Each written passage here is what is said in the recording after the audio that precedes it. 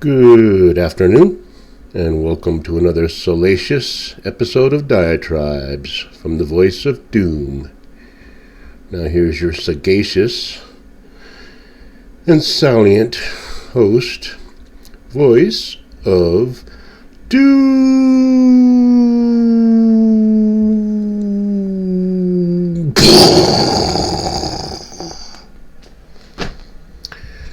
Good afternoon. I feel like I'm regressing because I'm not putting as much into my diatribes as I was doing, even though I like to be minimalist and I like to be primitive. I still like to progress. And I was doing bumper music for a long time and I kind of got rid of it for a while. So a little step backwards, but if I were to play bumper music, it would probably be the Boomtown Rats singing I Don't Like Mondays, even though it's Thursday. It was a song about a teenage girl who shot up a playground back in the 70s, I believe it was. And it has nothing to do with anything really. It's just a song that came to mind when I'm talking about this 6-year-old now. I'm going to keep on the same track that I was on before. I asked for ideas and I got some from my stalwart fan, Nick. And it didn't take long. So this guy's watching my stuff and he's offering me help. Now, I didn't really think about the logistics of the shooting, of what kind of gun it was. I'm not really interested in guns. I know nothing about them.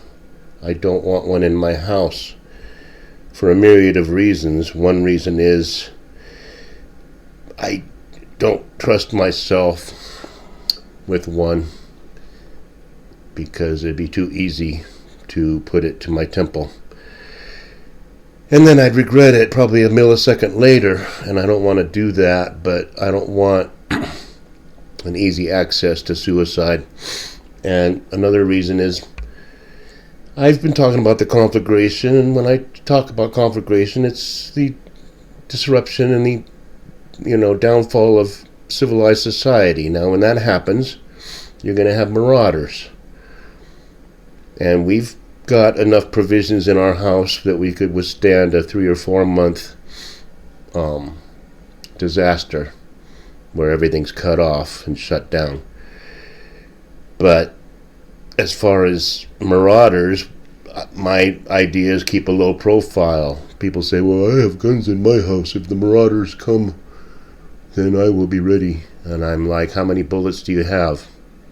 How many people are you going to shoot until you finally get shot? So you got to think about such things. You can't just say, I have protection in my house. That might be fine for a burglar, but when you're talking about biker gangs, how far are you going to go with protecting? So my plan of action, if anything real bad happens, is keep a low profile and stay under the radar as much as possible. Don't draw attention. Stay in your home, batten down the hatches, and hope that the biker gangs go for the rich people first. But I don't want to get off subject. All right, so Nick brought up the fact that this certain gun, if you're a 6-year-old, you had to have been taught how to use it or how to take the safety off. Just the weight of the gun, the trigger. How hard is it to pull the trigger? Well, obviously it's not that hard to pull the trigger if a 6-year-old did. Now, we have to start a priori. That's philosophical stuff. We have to start with the assumption that what we're being told is true. That's the problem with this day and age, is we don't even know if it's true half the time. I mean, I've heard rumors that this Sandy Hook thing never happened. I've heard rumors that things that happened never happened. We have proof of it. There's stuff all over the place. Like I said, ubiquitous information, you're going to get everything. Yeah, all the kids are still alive. They were at a football game. They have footage of them. All right. So let's assume that it actually happened. Now, the teacher is lucky to be alive, and I'll tell you why. Because the bullet passed through the hand and went into the chest. Now, if the hand hadn't slowed the bullet's speed and trajectory, I think it would have just gone into her chest, and that would have been that. So it's very lucky that her hand was in the way. Now, I don't know anything about forensics, but I did do a little research into the incident, and not much is being told. The kid is in custody. I guess the mother bought the gun legally, but I hear that there are parents, so there are two parents. Now, what is their marital status? I don't know. It's not my business. Yes, it is my business, because I want to know what the situation was like at home. That's the first step that you want to go to. Now, should they arrest the mother or the parents in general? They're still questioning that. Now, if I was the parent, I would turn myself in, because that's just the way it is. I remember when I was a first grader and I did something really bad. I had a best friend, and we were inseparable. Every day we played, and we did all kinds of things together. We were bosom buddies. And it was in an old-fashioned neighborhood in suburban Seattle. Lots of gullies and lots of streams and lots of woods that we could play in, and we had free rein to do whatever we wanted. And I was with my friend, and for some reason he just didn't want to play with me that day. And he didn't really give me a good reason why. And I was standing across from him in front of his house, and I was enraged that he didn't want to play with me, and so I bent down and I picked up some gravel. And I threw it at him. And I got him, because that always happens with me. I'm a very poor shot, except when something bad's going to happen, and then I'm right on target. And I got him right in the face with a bunch of gravel, and he started screaming and running to his mom, and I ran home. And I knew that doom was going to befall me. That was probably my first episode of knowing what guilt is and dread. The mother came to my house. My parents were out. And she screamed her head off at me, and I knew I was in big trouble. And then my parents came home, and they heard about the incident, and I got more screaming and punishment. I was not physically punished. I don't remember ever being spanked, because my parents knew that they could drive the point home. They knew that I would be my own worst judge and jury. But I remember being impetuous. I was mad. I picked up some gravel. I threw it at him. I was 6 years old. Now, in today's age, we just take it up like 50 notches to taking a gun into school. Now, whether he had a beef with the teacher, or whether it was just an impetuous thing, or whether it's an attention-getting device, the bullet was fired. Okay, now let's try to get to what could have caused it. He had to have been taught how to use the gun. He had to have been shown how this works and that works, probably in an effort to maybe make it safer. But you have things in the house that are forbidden, and the kids are going to want to, snoop around. It's just natural. Now, let's look at another possibility that's unthinkable, but every possibility is possible, so let's think. Munchausen by proxy. That is where a mother wants attention for herself, so she pretends that her kid is sick all the time. Now, let's just take this into a more bizarre realm. Because if you have a 6-year-old, that means, let's say you're a mother and you are, say, 25. That's a millennial. That's a very young person who's still impetuous. That's a millennial that may want attention. That's a millennial that may want some exposure, that may want some publicity. and maybe they might suffer some consequences in getting that publicity, but they will get their name known. Now, this is a mental illness. This is a possibility. Did the mother goad the kid into shooting the teacher somehow? We got to find out the details. They're not giving it to us. They're going to let this slide under the rug, but we got to get into the details to know exactly the dynamics. Was the teacher picking on the kid? Was the kid having trouble in school? Was he a problem child? Motivation. Now, I'll leave that for you to stew on, and we can consider it some more. I want to get back into this gopper business, the cardboard boxes and etc. Now, this McCartney, whatever his name is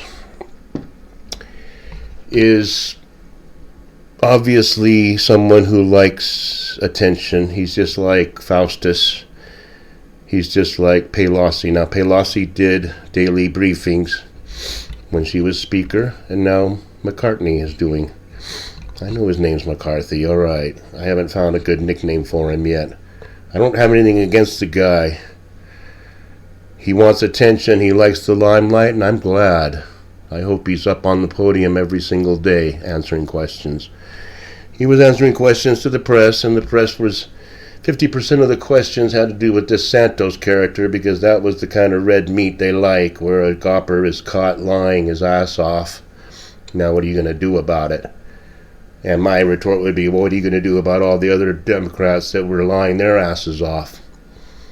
We'll do something about this guy as soon as you do something about this Schiff character and everything else. But most of the questions were about that, and then they had questions about the cardboard boxes. Of course they did. That's the main thing right now. Forget about billions going to Ukraine and being extorted or being siphoned off to various oligarchs. Never mind those hundreds of billions. Never mind that. Let's talk cardboard. Let's talk about Corvettes. My Corvette was locked up because I really liked my Corvette, so those boxes were safe. Petri dish touting his Corvette while he's trying to get rid of fossil fuels. I mean, come on. All right. So I want him to be in the limelight. I want him to take questions, and I want him to answer them. And when I see goppers on Press the Meat, they got to get a little bit more hyperbolic. They got to get way more in your face with answers with this Todd Chuck. He should be chucked. When Todd Chuck says, isn't it partisan for you to suddenly have hearings about all these things? Gopper's like, well, we need to have those, and we're bipartisan, and we just did this and that. No. What you say is this. You say, look, this president we have is the most corrupt person we've ever had in office in the history of this country. We're going to bring him down. We're going to investigate. We're going to investigate every nook and cranny of Hunter Biden. We're going to investigate everything about all these documents that he held, which he wasn't allowed to have. We're going to look into the Penn College China connection of why he's getting paid $1 million a year to do crap. We're going to look into every last thing he did. And we're going to look into you, Chuck, Todd Chuck, because you are a mouthpiece for a corrupt criminal organization called the Democratic Party. So we're coming after you too. And if you don't want me on my show anymore, I could give two craps because your show sucks. That's what I'd say if I was on Press the Meat. I'd never be invited back again. Boo-hoo. But I'm going to give the goppers a C+ now. They're going to have to do more to get up to the B level. But I'll give them a C+ because they got rid of these lying crap piles off committees. And they are making no bones about it. Byron Donalds was on this idiot show on MSNBC, this whatever person of color who shouldn't be allowed to ever talk, ever, anywhere. And he's saying, They made the rules that we can choose who's on committees, and now they're going to have to live with them. Oh, you're partisan. Whatever. Bring them down. So they got rid of Stillwell, they got rid of Swalwell, or whatever the hell. They got rid of Schiff, that lizardy piece of crap that should be dragged through the streets, a la Somalia. And they got rid of somebody else that was a pain in the butt. But it's good. And I want the goppers to continue. I want them to bring this guy down. I want him in prison by 2024. So he doesn't have to worry about running for re-election. Because equal justice under the law, I keep hearing that damn shit and I don't want to hear it again.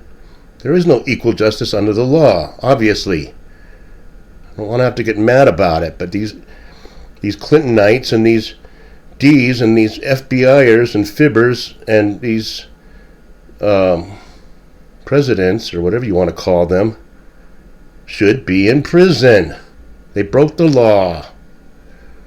They're not going to be, because there's no equal justice under the law. So the last thing I'll say, because it's getting long, is about hearings. Now, they can't have hearings in public if they want the truth, because to have the truth come out in public would be a disaster. The government would be overthrown. Everybody would have a cow. So they're probably going to have closed-door hearings with some of these idiots in order to hear the truth. Now, what they do with it after that, I don't know. They can plead the fifth, or they can do whatever they want to.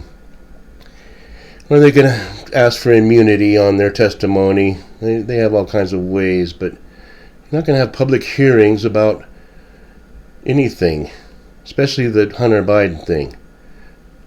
Now, I'll tell you real quick. I don't want to go too long, but I watched all the Watergate hearings from beginning to end. I was probably about 12 years old, 13. My aunt watched them all day long, and I watched them with her. Now, this was no 5-minute thing. Every person on the committee could ask questions until the cows came home. They had witnesses on the stand for a week. And sometimes bombshells would come out, and it's like, Butterfield says, oh yeah, Nixon recorded everything in the Oval Office ever since he's been in office. And the committee's like, what? I mean, everything's recorded. Oh, well, that's interesting. That just came out in public. It's a bombshell. Lots of things happened in the Watergate hearings that were bombshells, but it was so boring to watch that you had to really listen for them. But it ended up overthrowing the Nixon regime, which is all well and good. Now, Nixon is Albert Schweitzer. Nixon is Mother Teresa compared to what we have now. And that's just the way it is. I don't really want to argue about it. This petri dish of putrefied excrement of a diseased jackal is the worst thing we've ever had in office in the history of this galaxy. I don't know about other galaxies, but in this one, yeah, the worst. So I'll leave that there for you to think about, and give me more ideas on how this 6-year-old business happened, and who is going to take the fall for it. Have a good one, and I'll see you next time.